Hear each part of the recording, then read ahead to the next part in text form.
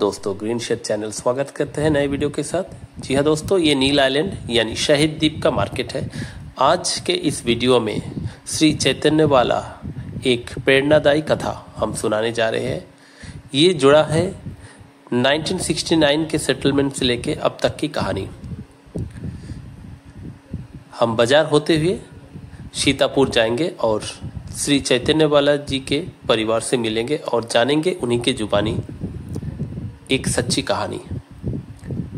सन 1967 से लेके 69 तक शहीद द्वीप यानी नील आइलैंड में पुनर्वास योजना के अंतर्गत लगभग 98 परिवार यहाँ पर आए। श्री चैतन्य वाला उनमें से एक है जो 1969 में नील आइलैंड पहुंचे थे, जो आज के शहीद द्वीप के सीतापुर के निवासी बने हैं। उस समय खेतीबाड़ी और जीविका के साथ साथ उन्होंने अपनी संस्कृति और धर्म परंपराओं को भी संजोया। श्री श्री हरिचाँद और गुरुचाँद पूजा का आयोजन प्रारंभ किया उस समय से। तो चलिए हम जानते हैं उन्हीं से।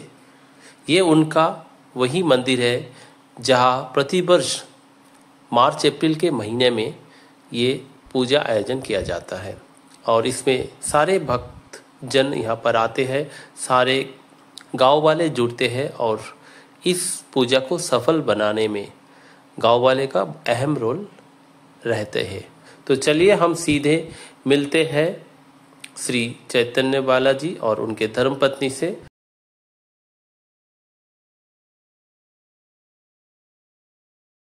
আপনারা যখন প্রথম বাংলাদেশ থেকে আসছিলেন? আমি কলকাতা, আমি বাংলাদেশ দেখিনি। আচ্ছা, হ্যাঁ আমি ওইটাই জানতে চাচ্ছি। মাইগ্রেশন করে যখন আপনারা বাংলাদেশ থেকে আন্দামানে আসেন, তো আসার জার্নিটা কেমন ছিল? পথটা কিভাবে আসছেন? জাহাজে আইছি। তখন জাহাজের নাম মনে আছে? আন্দামান জাহাজ ছিল? হ্যাঁ ঠিক বলেছেন। তো আন্দামান জাহাজে করে যখন আপনারা আসেন কোথায়? খিদিরপুর ডক থেকে? খিদিরপুর ডকের থেকে। তো আপনাদের খাওয়া দাওয়া সবের ব্যবস্থা? এরা তো আইসে খাইছে, আইসে ওনাকে খাটিয়ে সরকারিতে, আর আমি তো পরে আইছি, আমি নিজে খাওয়া খাইয়ে আইছি। মানে আপনি একসঙ্গে আসেননি? না, আমার তুই আইছে তো রাগ করে গেলাই। ওহো, রাগ করে রেখে আসছিল। আচ্ছা, পরে আপনি আসছেন একা আসছেন না ওনাদের সঙ্গে? পরের মানে নীল আইল্যান্ডে, মানে আন্দামানে আসার পরে নীল আইল্যান্ডে সেটেলমেন্ট হয়েছে, তারপরে গেছিল আনতে? না না, 6 মাস পরে আমার আনতে। 6 মাস পর? তখন আপনার ক্যাম্পে এসে রইছি। আচ্ছা, তখন আপনারা সেই 1 নম্বর ক্যাম্পেই থাকতেন? 3 নম্বর। আচ্ছা, 3 নম্বর ক্যাম্প। 3 নম্বর ক্যাম্প বলতে গেলে ওই খাড়ি বাগানের ধারে যাতানো মানসি। আচ্ছা, এই যে ফিশ মার্কেটের পিছনে, মাছি মার্কেটের পিছনে ওই রাস্তা দিয়ে যায় না, ওই রাস্তা। আচ্ছা, তো আপনারা যখন আসলেন ক্যাম্পে কত লোক ছিল? 3 নম্বর ক্যাম্প যেটা ছিল ওই নীল কেন্দ্রে ফিশ মার্কেটের পাশে, তো ওই ক্যাম্পে কতগুলি রুম ছিল, কতগুলি ঘর ছিল? তাও জানি না বাবা, আমাকে এই ধারে ছিল 8টা ঘর। আচ্ছা, এই ধারে 8টা ছিল আর ওই পাশেও লোক ছিল? ওই পাশে অনেক মানুষ ছিল। আচ্ছা আচ্ছা আচ্ছা আচ্ছা, কুমিল্লা ডিস্ট্রিক্ট থেকে যারা আসছিল তারা ওই পাশে ছিল। তার মানে আপনারা যে আসছিলেন নীলদ্বীপে, তখন সেকেন্ড ব্যাচে আসছিলেন আপনারা? প্রথমে যে আসছে তাদের পরে আসছিলেন? 3 নম্বর 4 নম্বর ওরা আইছে আগে, আমরা আইছি পরে। আচ্ছা, তার মানে 67 এর পরে, মানে 69 এ আসছে যত দাসেরা আর আমরা একসাথে আইছি এক জাহাজ। আচ্ছা, তো তখনকার ক্যাম্পের মধ্যে কি পড়াশোনার জন্য বাচ্চাদের কোনো ব্যবস্থা ছিল? পড়াশোনা স্কুলই তো ছিল বাবা 1 নম্বরে। আচ্ছা, 1 নম্বর স্কুল ছিল? হয়। যে বাচ্চারা পড়তো তখন মনে আছে নাম কারো? ও ভাই বলরাম তো 2 সাল ছিল, ওরা যাত স্কুলি। কিরুদ মাস্টারের ছেলে মেয়েরা যাত স্কুলি। ওই বাবলু, তারপরে নীলু। আচ্ছা, এরা এখন হ্যাঁ ঠিক বলেছেন, এরা বর্তমানে এখন সরকারি কেউ উচ্চ পদে রয়েছে, কেউ রিটায়ারমেন্ট হয়ে গেছে। তো মরিয়েই গেছে বাবা, দেবব্রত নাম। আর নীলু তো কলকাতা ঠাকুরনগরে ইলার বিয়ে হয়েছে, নীলু তো কলকাতায়। খবর মাস্টার ছিল নীলু। হ্যাঁ ঠিক বলেছেন, কারণ 2017 তে যখন ফাউন্ডেশন ডে, তারপরে নিশিকান্ত বালা ছিল তো পরে আইছে, আর ওরা ছিল আগে। ওই গোপাল রায়, গোপাল রায়ের সাথে নীলুর বিয়ে দিল না? আপনারা যখন ছিলেন তখন খাওয়া দাওয়া কেমন দিত, কি ব্যবস্থা ছিল? ওই কলাম না 6 মাস দিয়েছে চাল ডাল, তারপরে দেয় নাই, তারপরে কাজ করো খাও। মানে তারপরে আপনাদের জমি দিয়ে দিয়েছিল? জমি সেই জমি দিয়েছে। আচ্ছা, ওই জমিতে ধান লাগায় তখন ধান সাইডে সাইডে অতই পাড়াইয়ে টাড়াইয়ে মাইছে মুলি ডুলি খাতো। তো যখন জমিতে ধান হতো মানে তার জন্য আপনাদের গরু বা গরু এই জমিতে আসার পরে আগে দেয়নি। আচ্ছা আচ্ছা। আর ওই যে ধান একটু লাগাতো গাছের মধ্যে কুপাই কুপাইয়ে কুটো দিয়ে ওই ধান আগায় আগায় কাটিয়ে নিয়ে ফাড়াই মারাইয়ে সেদ্ধ করে খাতো সবাই। আচ্ছা, তো আমি যেটা শুনেছি এখানে বহু বছর দিয়ে আপনারা হরি ঠাকুরের মতে রয়েছেন বা আপনারা যে বাৎসরিক অনুষ্ঠান করছেন, কবে থেকে করছেন সেটা একটু বলতে পারবেন দর্শকদের? এই জমিতে আইসি সেই দান দিয়ে সেই বছর থেকে শুরু। আচ্ছা, তার মানে 69-এ আসছেন, পরের বছর থেকে শুরু, তার মানে 70-এর দিক থেকে শুরু হয়েছে। আসার 1 বছর ওয়াও নাই বাবা, আমরা 1 বসে গাইছি, তারপরে বসে গেলে আগেই 34 মাসে আমরা মহোৎসব করছি। আচ্ছা, ধন্যবাদ।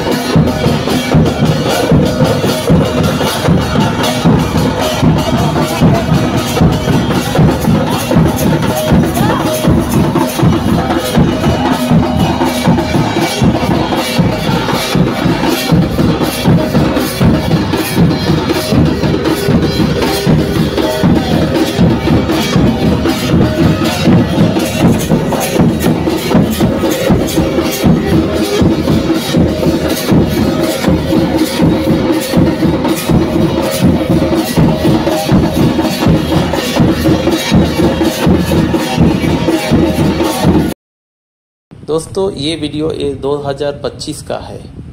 इस उत्सव में 3 दिन तक चलता रहता है, जिसमें दूर दराज से मतुआ समाज के श्रद्धालु एकत्रित होते हैं। साथ ही साथ समाज के हर एक व्यक्ति इसमें जुड़ते हैं और इस महान अवसर पर भजन कीर्तन और सत्संग का आयोजन होता है, जिसमें वातावरण भक्ति से भर उठता है।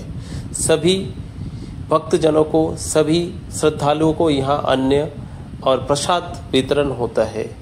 यह अवसर केवल धार्मिक आस्था का नहीं, बल्कि आपसी प्रेम, भाईचारे और भगवान हरिचाँद के प्रति सच्ची भक्ति का अद्भुत संगम है, जो समाज में एक सूत्र में बंधा है।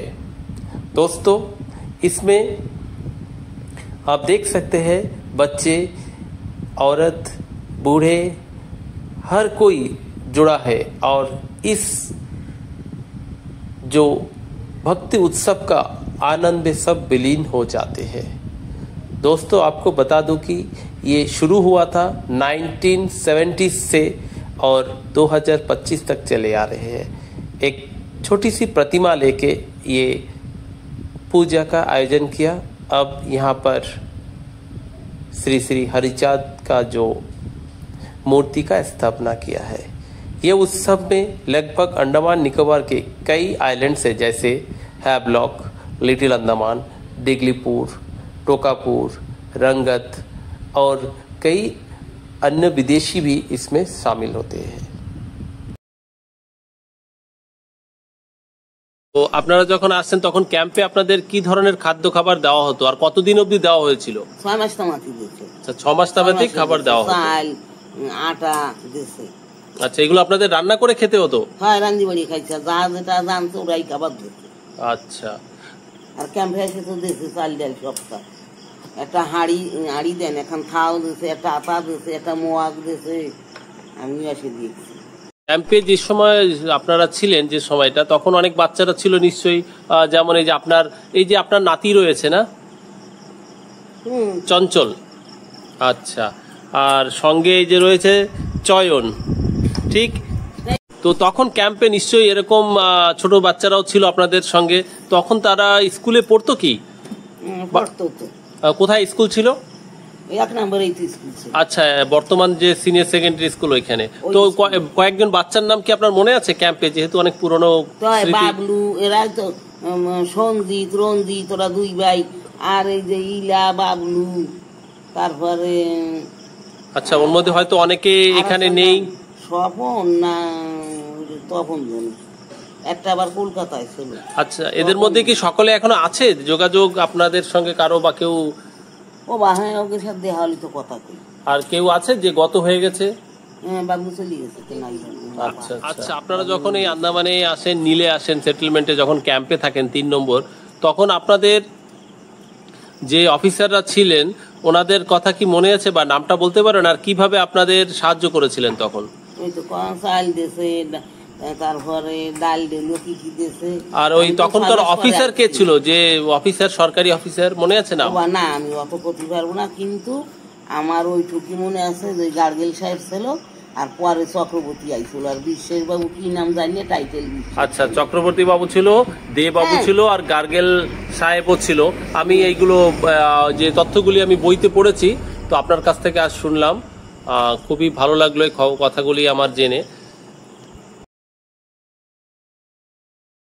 दोस्तों, ये नील केंद्र है, यानी वर्तमान समय शहीद द्वीप का जो मार्केट एरिया है, और ये मंदिर प्रांगण में ही ये पीपल पेड़ स्थित है। तो जैसे कि श्रीमती बालाजी ने, यानी चैतन्य बालाजी के स्त्री ने बताया कि 3 नंबर जो ट्रांजिट कैंप हुआ करता था फिश मार्केट वर्तमान समय के पीछे, तो चलिए हम लेके चलते हैं। ये फिश मार्केट होते हुए पटवारी ऑफिस, उसी के राइट साइड में ये रोड चले जाते हैं, जो 1967 से 69 तक जो कैंप बना था, जहां पर रिफ्यूजी बनके 98 परिवार आए थे। उनमें से कुछ परिवार यहां पर रहते थे। 1969 के वे बैचेस में आए थे, और यहीं पर वो ट्रांजिट कैंप नंबर 3 हुआ करता था। नमस्कार, एलारुष बख्शी जी, मैं आपसे जानना चाहता हूँ, जब नील आइलैंड का जब सेटलमेंट हुआ था, उस टाइम का जो 3 नंबर जो कैंप हुआ करता था, ये नील केंद्र क्षेत्र है, तो क्या आप बता सकते हैं कौन से जगह में वो नील केंद्र का कैंप हुआ करता था 3 नंबर? यही एरिया है। अच्छा, यही वो एरिया है, ये रोड साइड का बगल से। क्या कुछ निशानी आप उस समय का मुझे दिखा सकते हैं? हाँ, अभी तो वो सब निशानी तो दिखाना, घर हो गया। अच्छा, घर बन गया, ये सब जगह से रोड बन गया। एक खाली पुराना का एक खाली डिग्गी है, पुराना टाइम का एक डिग्गी, मतलब एक कुआं है जहाँ से पानी उस समय ड्रिंकिंग वाटर का जो सोर्स था। तो क्या आप मुझे वो दिखा सकते हैं कुआं कहाँ पर है? यही तो बगल है। अच्छा, चलिए मैं इनका साथ चलता हूँ। वही 69 का जो कुआं है,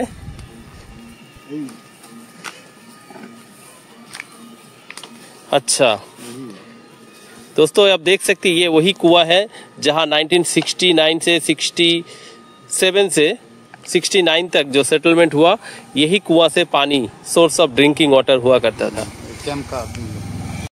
फिलहाल मेरे साथ और एक जन जुड़े हैं, यही रहते हैं। नमस्कार मैडम जी, आपका परिचय? मैडम, आपका नाम? मेरा नाम संध्या वाला लकड़ा है। अच्छा, आप यहाँ काफी सालों से रहते हैं। जब आप यहाँ पर घर बनाए, बगीचा है आपका, तो ये जगह उस समय का क्या कुछ निशानी, कहाँ पर कुछ आपको मिला होगा जरूर? जी हाँ, ये कुआं है। अच्छा, ये कुआं है। अच्छा, और इसके बाद जो भी कैंप था, यहाँ पे था एक कैंप। अच्छा, यहाँ पर एक कैंप हुआ करता था, अभी घर है। और ये कितना एरिया लेके था लगभग? वहाँ से इधर। अच्छा, ये सामने जो घर दिखाई दे रहा है, वहाँ से लेके ये सामने आगे घर, ये पूरा तक अभी ये जगह कंस्ट्रक्शन हो गया, रोड बन चुका है। चलिए, धन्यवाद। आप काफी अच्छा जगह पर रहते हैं, पुराना इतिहास यही जगह से जुड़ा हुआ है। धन्यवाद। ये पिक्चर में आप देख रहे हैं वही ट्रांजिट एकोमोडेशन नंबर 3 है। जी हाँ दोस्तों, ये वही जगह है। যেহেতু আপনারা এই 5 নম্বরে অর্থাৎ সীতাপুরে আপনাদের জমি অ্যালট হয়েছিল, তখনকার সময় রেভিনিউ ডিপার্টমেন্ট বা যে জমি মাপার কাজ কে করতেন? কিন্তু আর সঙ্গে আচ্ছা, ইনি সাথে থাকতেন এই গ্রামের আচ্ছা আচ্ছা। আপনি কতদূর পড়াশোনা করেছিলেন বাংলাদেশে মনে আছে আসার আগে? আচ্ছা, আপনি তো বলতে পারবেন 8 অবধি পড়াশোনা। তো বাহ, তখনকার সময় 8 মানে অনেক বড় ব্যাপার। আচ্ছা, ইনি ইংরেজিতেও কথা বলতে পারে, শুনে খুবই ভালো লাগলো। তখনকার সময় যে শিক্ষা ব্যবস্থার জন্য অনেক কাজ করেছেন, আর বিশেষ করে গভর্নমেন্ট মিডল স্কুল সীতাপুর অর্থাৎ নীলদ্বীপের সীতাপুর গ্রামের যে বর্তমান সময়ে মিডল স্কুল রয়েছে, তখন এটি প্রাথমিক স্কুল ছিল। আর সেই স্কুল খোলার সময় এনাদের দুজনের অনেক বড় আকারে অনেক ভূমিকা ছিল, অর্থাৎ বলতে পারে যে ফাউন্ডেশন। যখন স্কুল তৈরি হয়, যেটা আমি খবর বা সূত্রে পেয়েছি এখানে এসে, যে তখন গ্রামবাসীরা অনেক রকম সাহায্য করেছে, বিশেষ করে পাতা কাটা। তখন ছোট একটি ঘর ছিল, ধীরে ধীরে কনস্ট্রাকশন হয়েছে। তো আমি জানতে চাই কিভাবে স্কুলটা তৈরি করা হয়েছিল, তো ওটা আমরা জানতে চাই। আর কিভাবে যে লেবাররা কাজ করতো, তাদের রান্না বাড়া খাওয়া দাওয়ার ব্যবস্থা কিভাবে করা হতো? আমার বাড়িতে খাইয়ে যেত, ওরা পাতা কাটতি, সকালে খাইয়ে যেত, আবার দুপুরে এসে খাতো। আচ্ছা, তার মানে স্কুলে যে লেবাররা কাজ করতো, ও যা কাজ করতো আমার বাড়িতে খাইয়ে যেত। আচ্ছা, এখান থেকে আপনারা তো এর জন্য কি কোনো পয়সা করে নিতেন? আচ্ছা, পাতা কাটছে কিটা পয়সা জানি না, কিন্তু খাইছে আমার বাড়িতে। আচ্ছা, তখন মানে আপনাদের তরফ থেকে ঘরে খাওয়া দাওয়ার ব্যবস্থা ছিল, ওনারা কাজ করতো। আচ্ছা, তো ওই তখন প্রাইমারি স্কুল খোলা হয়েছিল না, প্রাথমিক বিদ্যালয়? 5 পর্যন্ত। ধীরে ধীরে ওটা এখন মিডিল স্কুলে পরিণত হয়েছে। তো সেই স্কুলে কি আপনার নাতি পড়ছে এখন? কে কে পড়ছে দেখি তো? চঞ্চল পড়ছে ক্লাস 2-তে। ক্লাস 2-তে। আর চয়ন কোন ক্লাসে পড়ছে? ক্লাস 7। ও খুব শাই নেচারের, ঘরে পৌঁছে গেছে, আমাদের ভিডিওতে আসবে না। तो अभी वीडियो में जिक्र किया था जो सीतापुर में प्राथमिक विद्यालय स्थापित किया था, पत्ती का था, ये वही स्कूल है वर्तमान समय में मिडिल स्कूल। और प्रशासन के साथ साथ गांव वाले का बहुत अहम भूमिका रहा, जैसे सतीश मल्लिक जी, चैतन्य वाला जी और कई नाम अनगिनत है।